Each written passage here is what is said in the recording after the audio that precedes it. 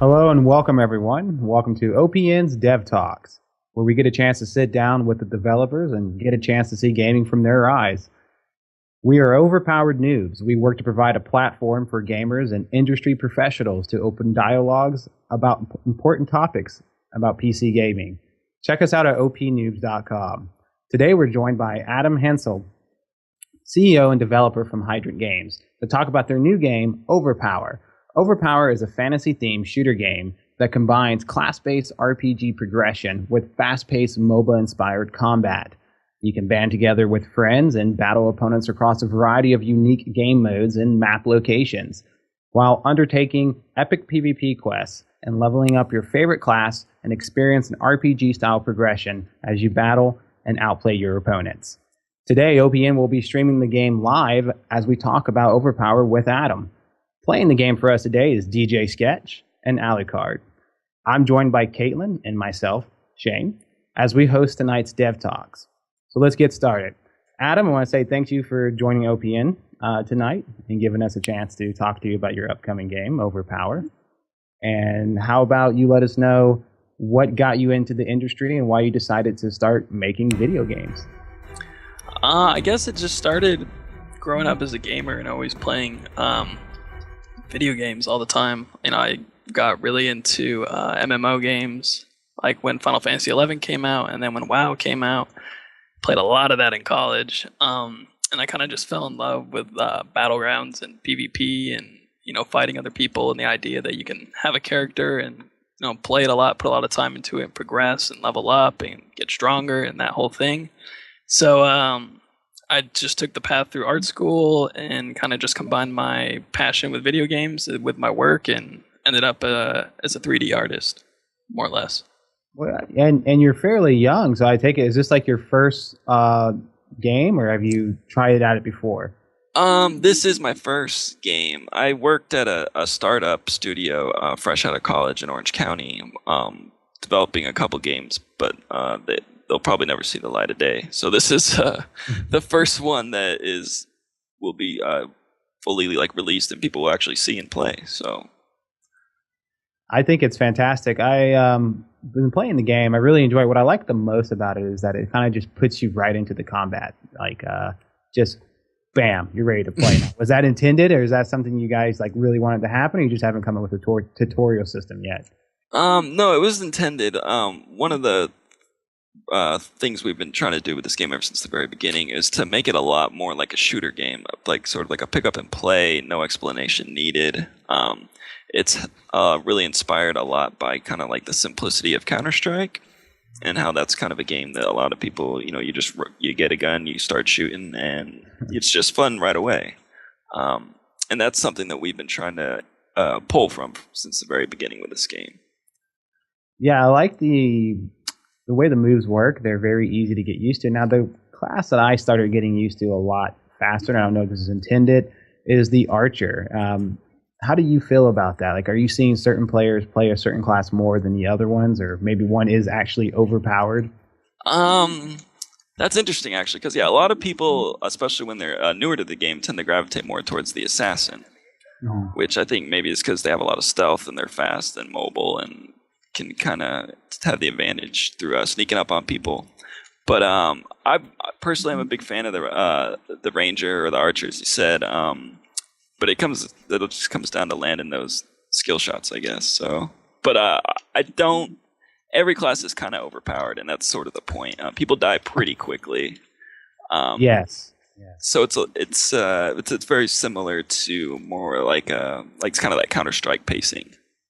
It is very fast. I noticed when I was playing the Archer, I love charging up the air. I know you can charge up everybody's attack, but with the Archer, it's hilarious because you can just start pinging people from across the map, and they're like, where's the half of my health went? It's just gone immediately. Yeah. And so I take it you're saying the Archer is your favorite, but you're seeing more people play the Assassin. And I was playing the Assassin. It's interesting because you can go in and out of stealth. Yeah. And are you finding that to be a problem? So are you okay with people choosing a lot of the Assassin, or are you seeing people being various different things equally? Everyone is kind of plays, I think, a lot of everything equally. Like, yeah, the stealth is a little bit strong, but I think once you figure out how to deal with it, it's manageable and balanced in some ways, because like if you hit any assassin with a certain V effect or a status effect, like they'll stealth, but that'll stay. So you can track them through their invisibility, like with the blood effect or any kind of fire damage or anything. So it creates a good bit of counterplay. And you were talking before the interview that it's only done by you and one other person, correct? Mostly? Yeah, mostly. I mean, we've had some help in the animation department by some of our friends and like character setup, but all the artwork has been done by myself, and all the programming is done by my partner. Yeah, I like the artwork. I like the art direction you went with it. It provides a nice cartoony, clean look. Now, where was your inspiration? Where did you get that? When did you know that that's the style you wanted to go with? We started off with more of kind of like a hand-painted style, which was a little bit flatter looking, with a little more detail, but it became pretty clear to me that to make like a full game at this scope as like the only artist, like I gotta kind of take the detail out and go with a more simplified look. So that's what we did, or that's what I did, and my inspiration was kind of like the Disney Pixar meets like a medieval, more serious type fantasy look. And I take it you're also doing the level designs as well? Yes, yeah. And how is that? How is coming up? I've always heard that the hardest thing to do in video games is make compelling multiplayer maps. Have you found that to be challenging so people don't get bored on the same map? It's definitely been challenging, but it's been a learning experience. All these levels have come a long way. Like they're in maybe like their 8th or 9th iteration, depending on the level.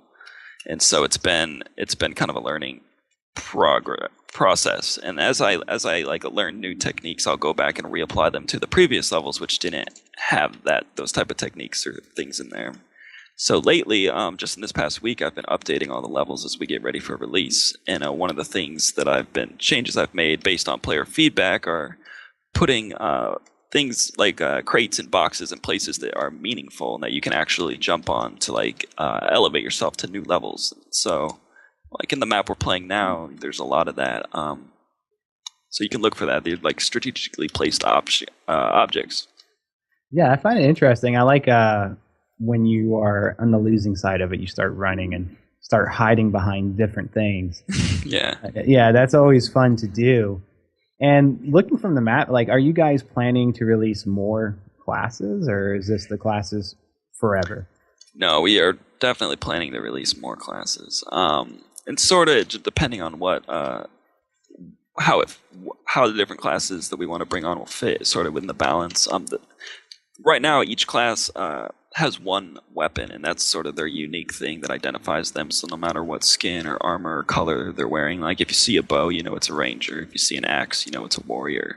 So we're really thinking about like the different weapon archetypes and how those will play into making that class unique. And so the next class that we're working on is called the Defender class, and it's a sword and shield class.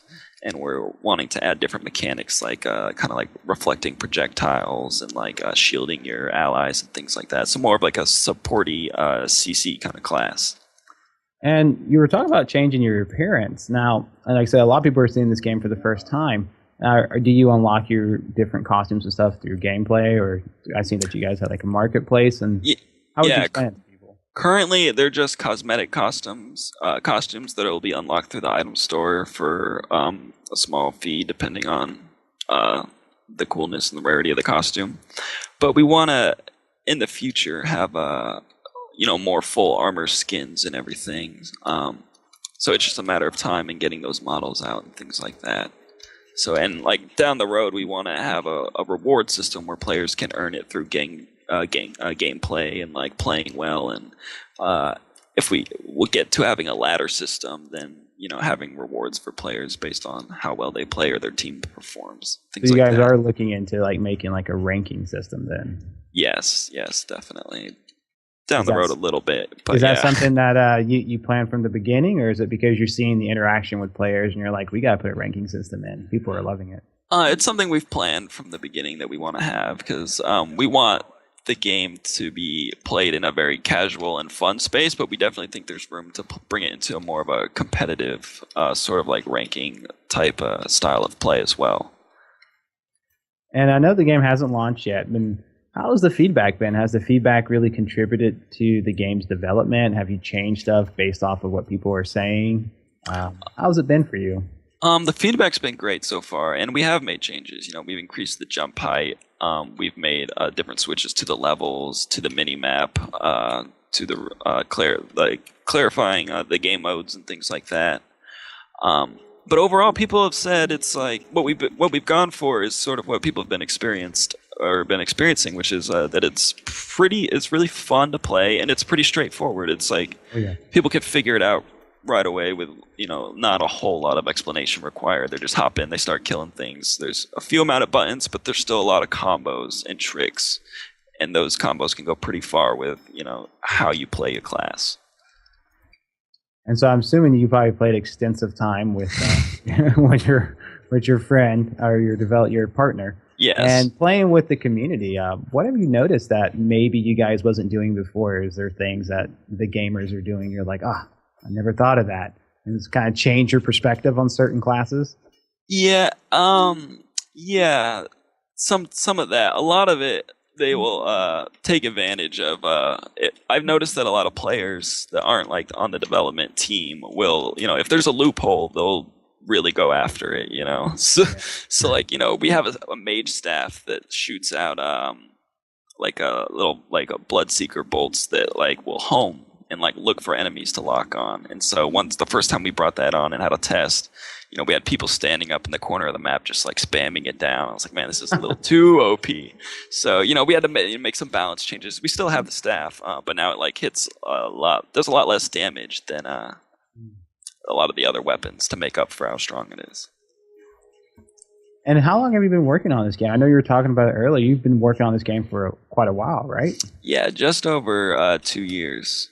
So it started off kind of as a side project. It wasn't full time. It was like just kind of on nights and weekends, but it became something we were so passionate about. And at the time when we came up for the design, this space was not very full. Like Overwatch wasn't announced. Battlecry wasn't announced. A lot of these other competitors weren't announced, and we were looking forward to coming out and filling this space with this type of game. And we still are, even though there's a lot less room in the genre. There's a lot of people making a type of game like this. Well, I'm definitely happy with the game. I think there's a lot of room. I think the biggest thing is the overall, it's simple to understand but complex to master. Yeah. I think that's what you were going for when you created the game. Now, playing the game the most, which character are you playing the most? Who's your favorite? Ooh, it's tough. I really like the warrior a lot. It's really tough. I really like playing them all. And it depends. I probably play the assassin the least because I feel like he requires maybe the least amount of skill. Oh. But because he's it's just really strong to just constantly be invisible. Or you can be invisible a lot. You gain movement speed. You got stuns. But yeah, I really like the warrior because he's so big and in your face and can keep people locked down and CC'd. And I like the mage a lot because they're got a lot of high survivability and a lot of burst damage, especially with the different weapons. Each weapon has a different passive. Some classes have more weapons than others, but the mage has about I think like 4 weapons, so all with pretty unique passives that do a lot of different cool things. Nice, yeah. Like I've been playing the game. I think the mage for me was the hardest to get used to. They have more spells to protect them. Yeah, and you kind of feel don't want to say helpless, but you've been trained in a lot of MMO games to think, I'm the mage. If I got a person on me, I'm just going to get wrecked. And so it is interesting to play. Now, one of the classes I like the most is the warrior because his whirlwind and his healing ability. That is pretty amazing. And my question is, what goes into that? Like, how do you guys determine which classes get what abilities? Like, do you guys break it out in a spreadsheet, or you just start testing things randomly on the game? A lot of it is from sort of like personal experience with playing different classes and the PvP games I've played, and I'm trying to create abilities and weapons that help promote and reward the way that class is supposed to be played. So to promote like a good play style, and for the warrior, sort of the play style I'm going for is in your face and aggressive.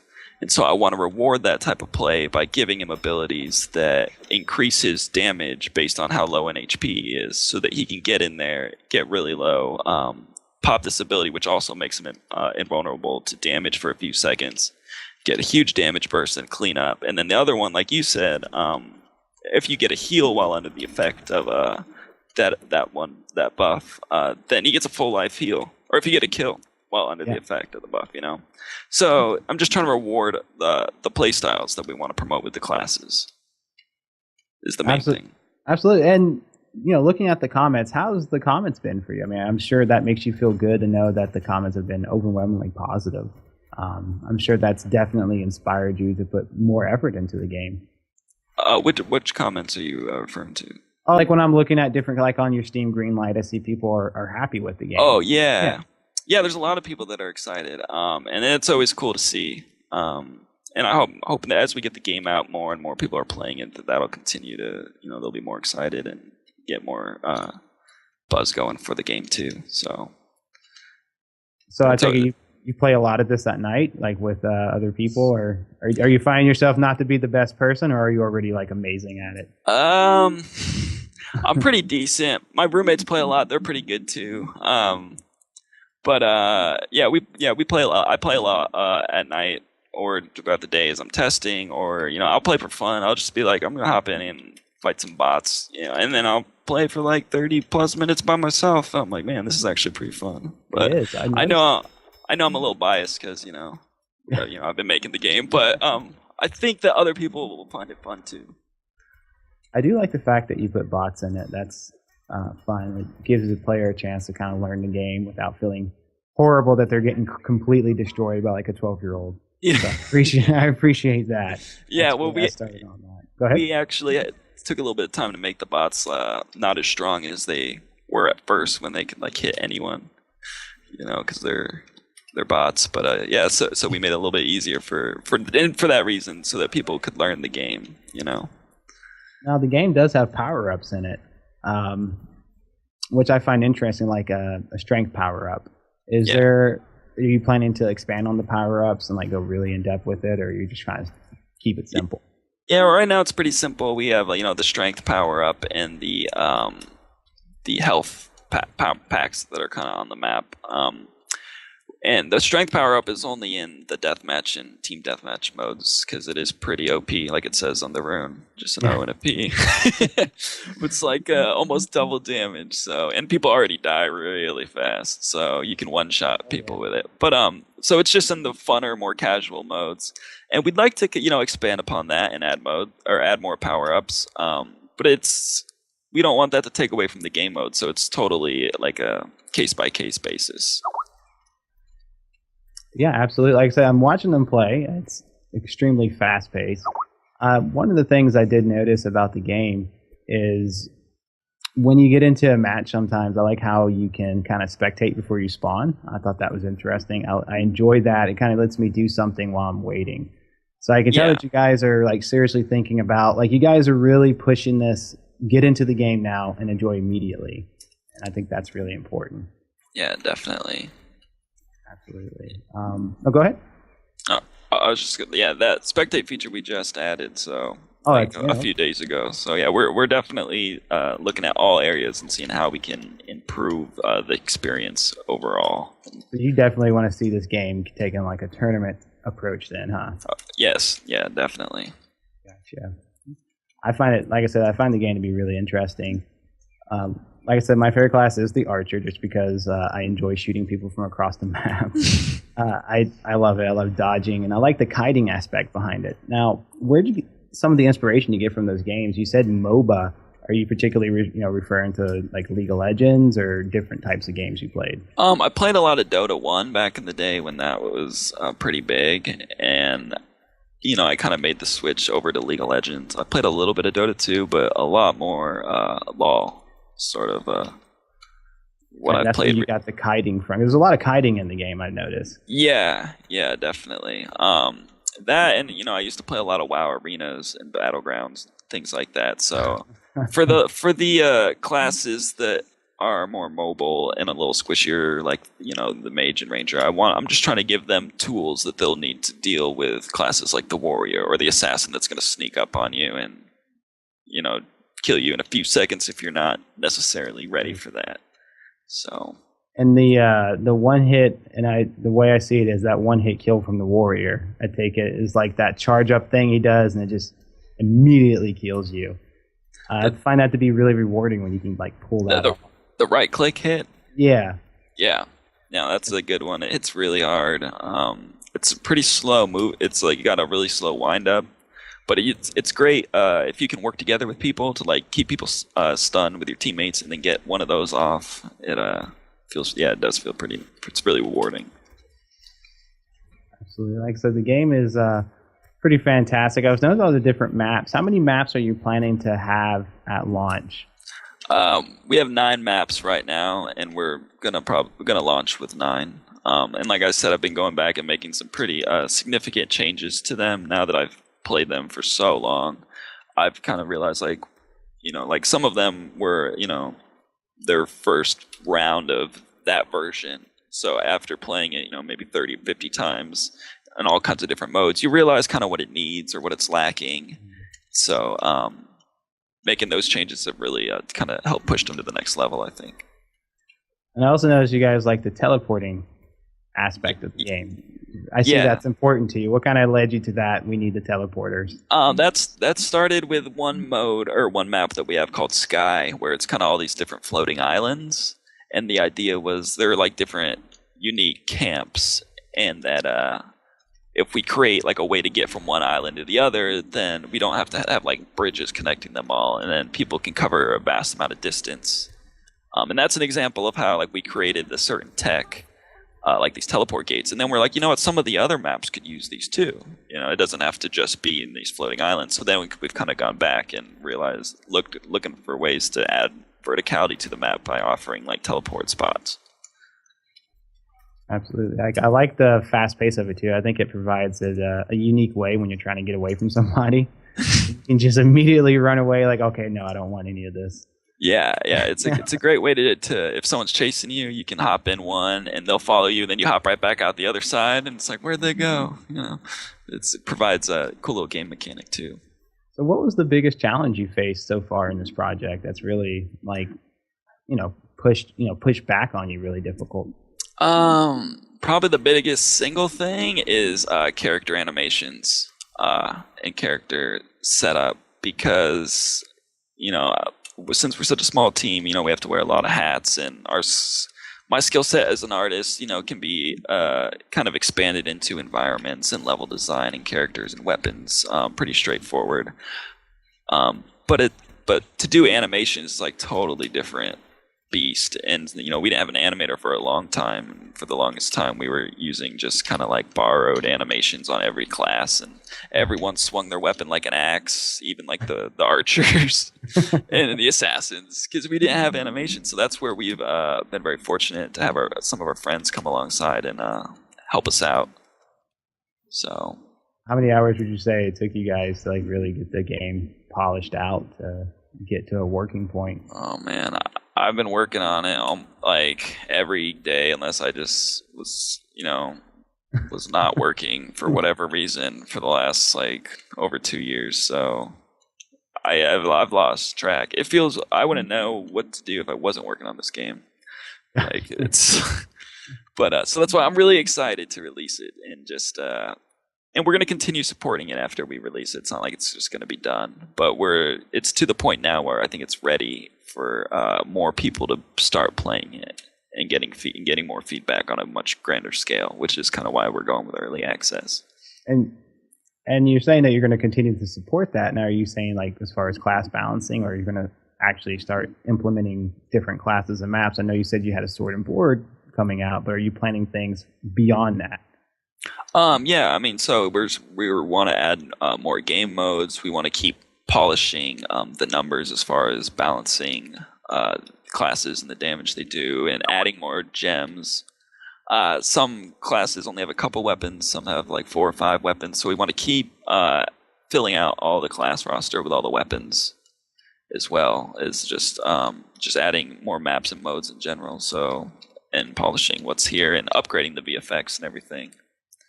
So just kind of all around. I think Caitlin has some questions for you. Okay.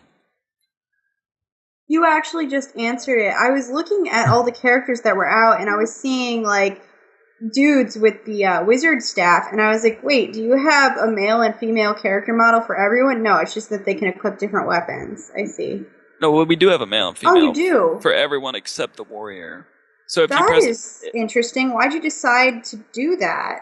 A lot of people don't.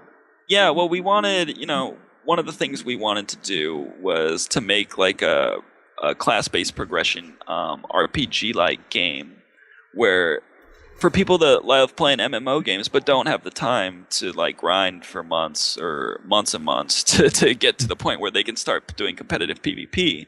And a big part of an MMO game is making your character, choosing a guy or girl, and then getting new armor and things like that. So we felt like it was important for people to be able to play female or male, whatever they prefer. So that's why we did that. And I'm working on the female warrior is the only one that we don't have in because I didn't want to put a little tiny skinny girl with a big axe and try and make her in your face type playstyle. So I'm working on a big kind of bulky female model for the warrior. And that's the next model that we're bringing in. That's great. I'm so glad that you decided to do that. That was my question. Yeah, thanks. I'm glad that you appreciate that. Yeah, I think it's important to kind of have everyone have their own personal ownership to their character when they're playing. I think that's very important. And you stop by, so you make all these different classes, you make these different costumes and stuff. I'm sure it's really taxing on you. How much stuff like you come up with that just can't make it in? Is there a lot? Like you got like a book full of like all these great ideas and it's just so hard to implement them. No, well, like the way I tend to work is like I'll get something done, I'll kind of block it out and get it in, and then if it works, it works. If like once I know it's gonna work, and then I'll kind of polish it up a bit. And so this is actually the second round on all the characters. Like I said, the first art style I went with was more like a hand painted thing. So and we just went and upgraded it. So it's better for me. Like I'll just try and keep upgrading, and then if I have time to come back to it and upgrade it some more, then I'll do that. So there isn't a lot of stuff that I made and then just wasn't able to use, which is good because we're not in a place where we can really afford to make stuff and not get it in. Absolutely. In fact, the statues that you see at the spawn of this level and all the random statues of like mages and warriors like holding weapons that are made of stone, those are our first round of characters, so they were reused as environment pieces. Well, that's cool. So it's like a little Easter egg for you guys then. Yeah, exactly. That's awesome. Yeah. Is there like a overall story to the game, or is this just kind of... There is, and that's another part of like trying to offer like a MMORPG type experience to people, is that we do want to have a story, and we want that story to kind of direct the content that comes out. So as far as like different factions in the story, we'll bring out faction based skins, and right now, like if you push tab and you see the scoreboard, it says Imperial and Outlanders. Those are the two kind of base factions for where the story begins. And then there's kind of like there's a medieval continent, and the Imperials are like the empire there, and there's a civil war, and the Outlanders kind of like succeed a little bit, and they're fighting over these artifacts which possess a lot of power, which are called runes. So that's sort of the basis for the story. It's not fleshed out in 100% detail because we're not really to the point where that is like on the top of our priority list, because we're still like very much developing the game and polishing the gameplay and things like that. But that's sort of like the grounds for it. Are you expecting to have like the story ready for launch, or is this something like later down the road? We're working on it more. It's like if you go to the website and click on the story section, you can read all about it, like what we have. But as far as how that plays into the game, that stuff will come later. like how it affects, the quests that we design or the skins that we design or whatnot. So, go ahead, Caitlin. So right now we're watching them do the, basically arena murdering each other. You say that, you have a plot that you want to add, with a story. Yeah. What about objectives? Are you going to be putting any objectives in the map that players have to fight over, or is it simply going to be an arena when it's multiplayer? No, there are definitely some objectives. Right now we're playing team deathmatch mode, so it's 4-on-4, and it's just kind of quick respawn deathmatch, like you mentioned. But we have 5 different game modes, and some of the other ones are more objective based. Like we have control points where there's key crystals that are around the map, and you channel them for your team and collect points, and then first one to 1,000 points wins. And along the way, it unlocks team-wide buffs. So once you reach a threshold, you'll get team-wide movement speed or double damage or extra HP until one of you dies. And then the other more objective-based mode we have is called Critter Capture, which is a take on Capture the Flag, where instead of the flag being an actual flag, there are 3 critters, and each team has 3, and you have to protect your 3 while capturing the other 3. And then when you capture one, they give you a buff, which kind of helps you bring them over the line. There's a turtle that gives you a shield, which mitigates a lot of damage. There's a cute skunker creature that lets out a poison trail that slows and deals damage to enemies. And then there's also a fell cat that makes you run really fast. So we can switch to one of those modes now if you want to check it out. Yeah, if the streamers want to switch to one of those modes, that'd be fantastic. Okay. I find that awesome. One of the things that I was looking at is when players are picking it up for the first time, are you noticing anybody having any problems learning the abilities? Are you getting any type of that feedback, or is it generally? Yeah, a little bit. Instead of all the classes have one weapon, and so instead of a lot of shooter games, they can switch to primary, secondary, and even a third weapon. Instead of having them actually switch weapons, we have it so that each class has 3 different ways to attack with the weapon.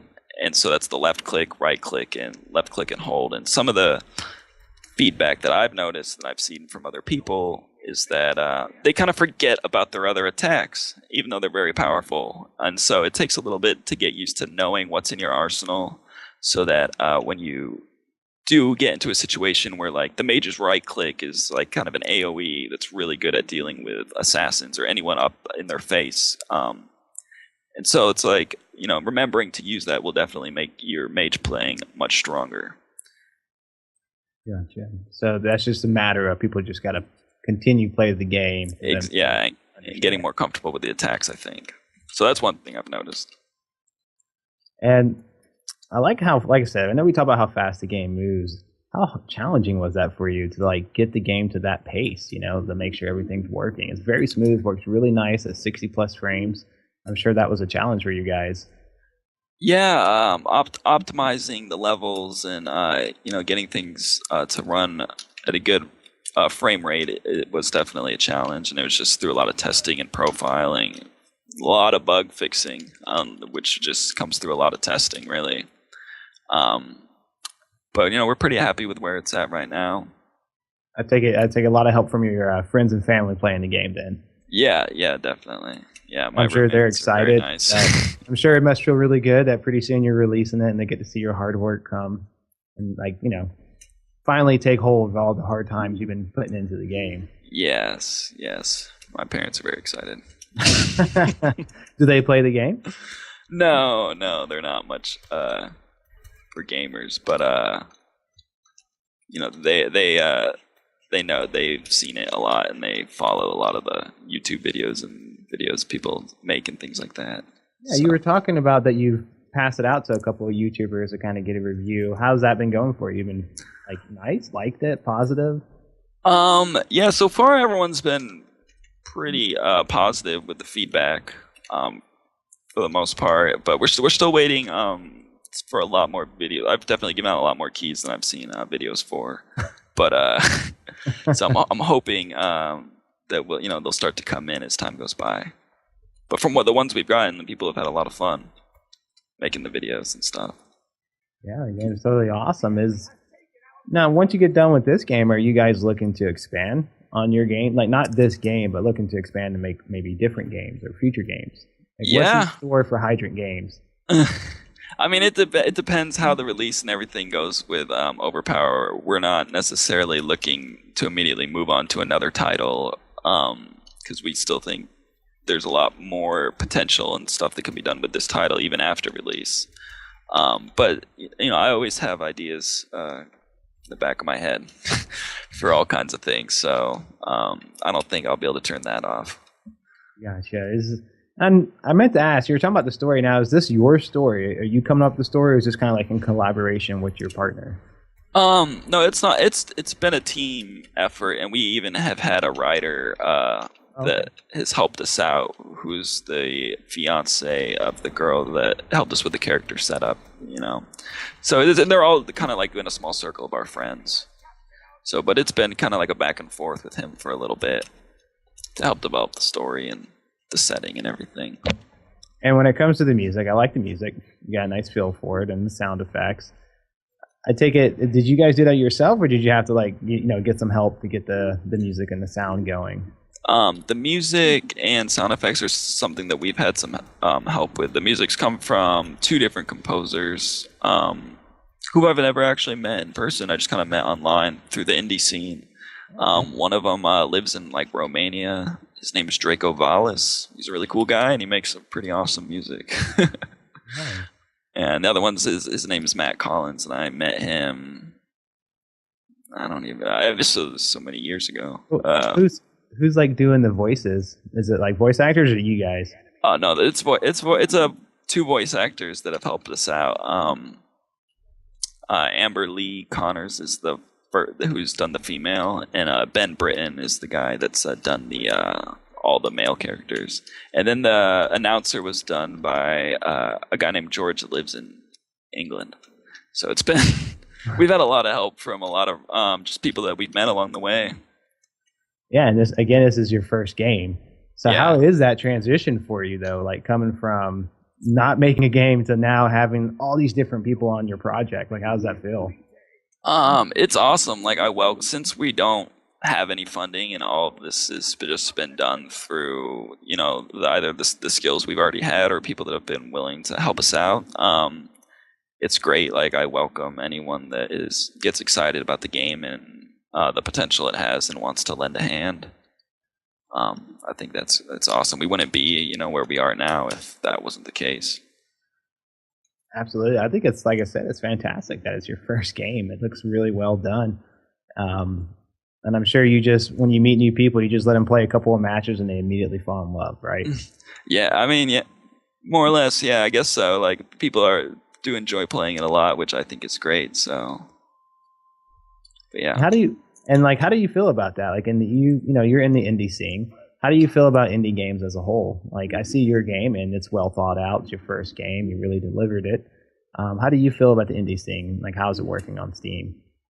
The indie scene, since this is my first game, this is my first, even leap into the whole indie scene, which, I'm still getting used to and trying to figure things out. It seems like every other day I find a new website that it's dedicated to indie games that people are making cool games on, and I was like, I should join this community. There's so many different communities out there, but it's pretty cool to see what everyone's doing. Everyone's doing a lot of different things, and I don't know if I answered your question. Oh no, you're fine. No, I was just curious to how you feel about the indie scenes, how it's went from such a small community to now, you got tons of games coming out to this level. It's no longer a 2D game. It's got these big 3D games. Yeah, so I just thought that was interesting. Yeah, definitely. There's a lot going on, and I think some of the feedback I get online with posting stuff about Overpower is people either because of the name or because it's 3D or because it's multiplayer or for whatever reason, maybe the way it looks, people don't necessarily associate it with being an indie game per se. Right. And they'll make comparisons to Overwatch or to Bethesda's game, and I'm like, yeah, it's kind of a compliment, but at the same time, I'm like, part of me is like, well, those guys have budgets and teams, but all right, I mean, I get what you're saying. That's good though, right? That they're Yeah. not comparing it to an indie game; they're comparing it to a big blockbuster game. I mean, I'm sure that makes you feel good. Yeah, it's there's a compliment in there. Oh yeah, absolutely. So. I don't know, if, Caitlin, did you have something?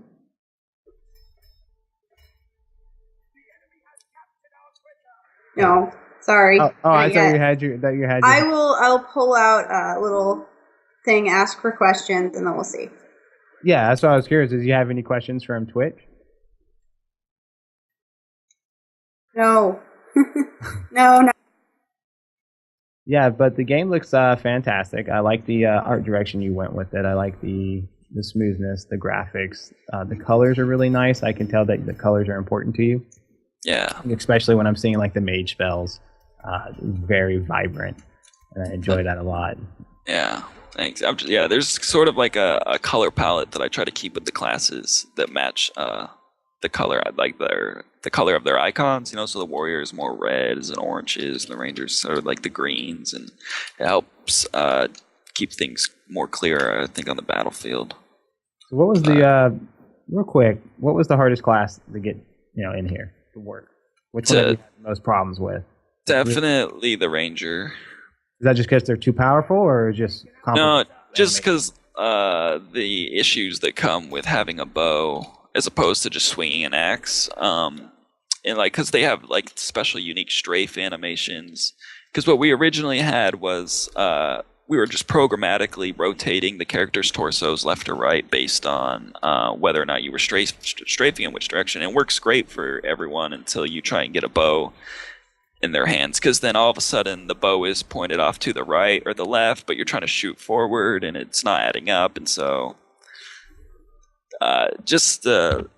there was a lot of issues, complications, I should say, that came with like getting the ranger to feel good and act good and behave and point the bow the right direction that you don't really think about, and it didn't really come up when dealing with like a warrior or an assassin class. Go ahead, Caitlin. We our Twitch question feeds right after your animations. Is there no double jumping option on purpose? He points out that there are a lot of very hard to get to places on the map, and the characters can't double jump. Is that something that you're working on, or is it something you don't want to work on?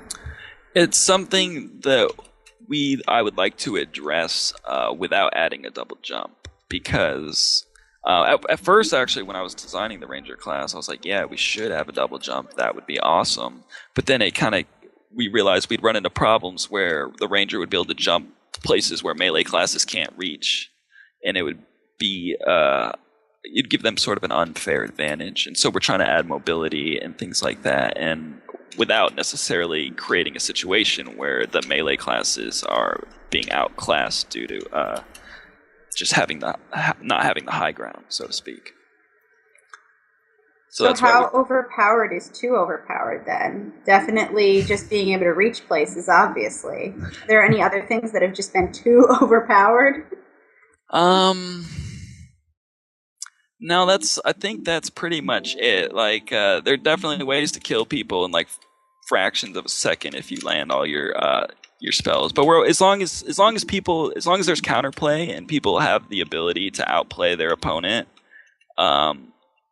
then I think that's fine. But if someone's standing on top of a tree and you can't even get up there to hit them, then that's like a little bit too overpowered, because there's no counterplay there. Right. So as long as there's counterplay, then I think we're good. Yeah, absolutely. It's funny that you bring that up. Range. I'm used to playing MMOs, and range always has the upper hand in MMOs. So I found that to be interesting. Yeah. And I think a lot of that has to do with why people want to. I found myself wanting to do that too, actually, wanting to jump on things. Have you noticed like players wanting to do that? Like I always want to jump on the crates or the barrels. I don't know why. Yeah, well, and that's one thing I did notice, and a lot of people were saying, why are these here if we can't jump on them? And then like, well, all right, I get that. So that's why, and like the level we're playing now is called Sky. This is the one we made the teleporters for, and this is sort of the first pass of it, more or less. I've made another variation that I'm still working on now that should probably be finished in the next, this week or so, and it's totally revamped, and I'm making a point to like make sure that all the barrels in crates are stacked in a certain way that you can jump on all of them, and like it'll lead you to other places. I think that's because it's like a WoW thing. I think people who play WoW like to jump, and I do get a WoW feel when I'm playing the game. I don't know if that's just because WoW's always known for good animations, and there's a lot of animations in your characters. Yeah, so cool. I think that's Thanks. where it comes from. Yeah, no, totally. I think it's fantastic. But so we hear straight, right? No double jump. Definitely not happening. As long as, because I would then have to go into the levels and figure out where people could and couldn't double jump, and then make a way for melee classes to be able to keep up. So, but even the assassin, the right click is like a dagger throw, so they're kind of a ranged class as well. It's just the warrior is the only guy that he doesn't have like a dedicated ranged attack. Yeah, and I think Caitlin has a question. Go ahead, Caitlin. No question. I'm good. I did, Oh. Shane. Oh, you did. DJ Sketch. I'm sorry, man. Go ahead, DJ. No, you're fine. My question is this your first time using Unity? And if so, like, how was your experience using Unity when creating a game? Yeah, this is actually my first time using Unity, and I've had to learn a lot. I've learned a lot over the process, and like going back into these levels and upgrading them and looking at like my prefab setup and the way I used to make things. It's like I'm like, oh, like what was I thinking? But it's just because I've learned so much in the last like 2 years making this game that yeah, it's funny to go back. No, the game does look good. Like I said, I had a lot of fun playing it. I was up pretty late testing the game. Oh, awesome. The level we just switched to is called Tundra, and this is an example of like a 2.0 version. I've upgraded this level to where it is now, and you'll notice that there's lots of boxes and things that you can jump on to get to the next level and things like that. Yeah, and I think that's important. I think players like being able to. It's almost like an exploration type to it, like being able to jump and find new places. And even though they may think it gives them a tactical advantage, it feels good to be like, I'm up here. I got my back to the wall. Yeah. And I like the snow. We're going to see more weather in the maps because I think weather is always important. Yeah. I definitely want to keep adding different weather effects and things like that. Sort of the focus for the other maps have been just time of day. I wanted one like at sunset or one at night or one during the day, and just trying to explore and keep things looking different. So this was their first snow map, and there'll definitely be more coming up. That's awesome. But yeah, this is Overpowered. Alex, I want to say thank you for coming on the show today. If there's anything you want to tell your fans, people who are watching who may not be able to see what's on your website, or anything you want to get out there about your game. Yeah, we're gonna be releasing on early access soon, and we delayed it just to make sure we get all our ducks in a row, because we want to just to be 100% ready. But we're gonna be announcing the release date probably in the next few weeks once we straighten some things out. So stay tuned, and we're also we're selling early keys. If you want to join us and play test and play in advance, then you can check out the pre-order section on our website as well. That's awesome. Is there going to be any pre-order gifts? No, we don't have any thing specific set up right now, but that's a good idea. I think so. I think it'd be interesting if have a couple of skins. Not trying to push you, but I'm trying to push you. It's a good idea, and a lot of this stuff is like, oh yeah, like once I hear a good idea, or that's something we can definitely do. So like I said, this is sort of our first time doing this thing, and that's why we're taking a little extra time with release, just to make sure we don't do what so many other big companies have done and release a little prematurely, and then we can't afford to suffer the consequences of that. So. Well, for everyone watching, this is Overpower. It's getting ready to be released. Game's fantastic. I think anyone who's watching this would agree. Very fast-paced. I've enjoyed it a lot. Adam, thank you for coming on the show and giving us an opportunity to talk to you about your game. Yeah, thanks a lot for having me. I really appreciate it. It's a lot of fun, and look forward to playing with all you guys in the future. Oh, don't worry. I'll definitely be on this. So I'll be the archer. Trust me. But yeah, for everyone here, thanks again for tuning in. Later tonight, guys, we're going to have a show called AAA Anonymous. It's going to be about Division, where we'll get to talk about how we feel about that game. That'll be later at 9 p.m. Eastern Standard Time. But Adam, again, thank you so much. I appreciate it, and I hope to see more from Overpower in the future. All right, sounds good. Thank you.